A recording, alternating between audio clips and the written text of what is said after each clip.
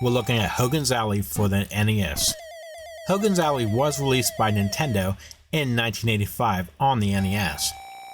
Join the FBI with your zapper light gun and shoot gangsters in Hogan's Alley. Avoid innocent bystanders, beat them in the trick shot round, and keep tin cans in the air for a long time to become a full-fledged agent in this Nintendo light gun game. Remember, if you're new to this channel, don't forget to hit the like and subscribe button as it helps us channel grow. And don't forget to hit the notification button for all future videos. So, is Hogan's Alley worth playing today? Here is our review of Hogan's Alley for the NES.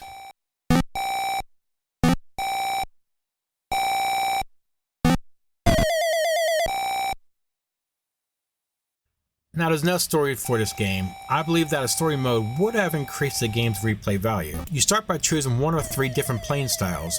There's Game A, Game B, and Game C. The game portrays participants as cardboard cutouts of gangsters and innocent civilians. The player must shoot the gangs while protecting the innocent. It was a tremendous arcade hit in the US and Europe.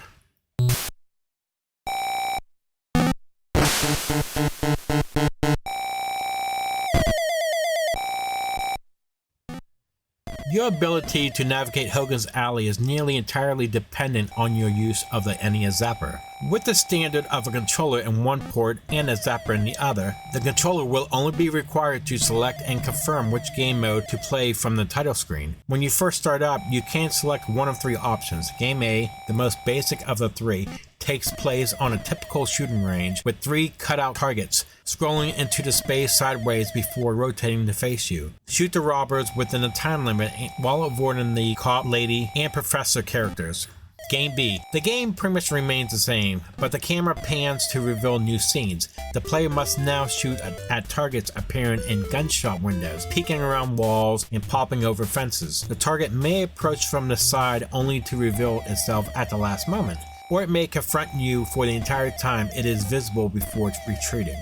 Game C, often known as a trick shot game, features three ledges on the left side of the screen, each with a different point value.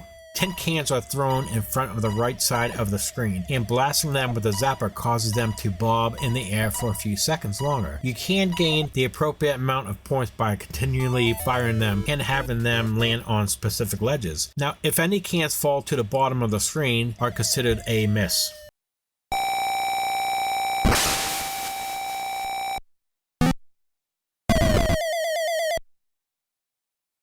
The graphics in this game are normal old-school NES. Most backgrounds are often plain black as an ace of spades, and the buildings and environments are minimum with mostly single colors.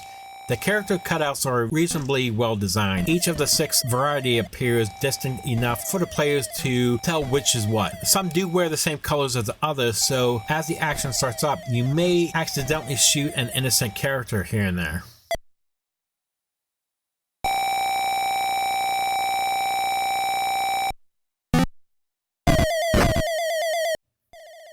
Hogan's Alley's music is quite minimum, consisting of a few high-pitched tracks that run only a few seconds apiece. It's tolerable, but nothing special, and it doesn't interfere with the gameplay experience. While this isn't a huge issue for a simple arcade-style light gun game like this one, I believe the lack of compelling music and a very dull soundtrack shows a lack of effort and could have been done better. The action is accompanied by sound effects such as a distinctive bursting sound when you pull the trigger and a high-pitched whistle of spinning targets when you nail them.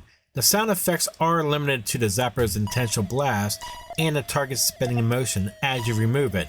There isn't much here, and it demonstrates how little effort was put into the early NES game's audio.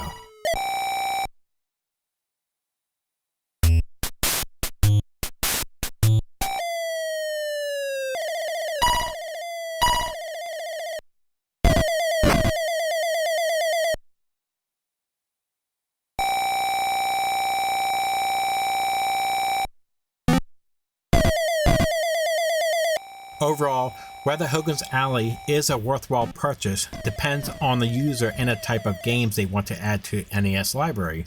The game isn't so horrible that it qualifies as a poor game, because what's there is done well, but it's also not a great game in my opinion. Copies are cheap and easy to find on eBay. If you own an NES Zap and want a variety of games to make the most of that connection, it's worth purchasing if you have a few minutes to spare to try something other than hunting pixelated ducks. If you're a serious collector or player, it's worth checking into. Otherwise, if you want something more substantial, there are plenty other NES Zapper games and shooters for other platforms to pick from, and skipping this one would not deprive you. Hogan's Alley for the NES is getting a 6 out of 10. What did you think about Hogan's Alley for the NES? That would do it for this episode. Remember to like and subscribe if you like this review, and please leave comments below to share your thoughts. Thank you for watching, and I'll see you here in the next episode. Have a great day.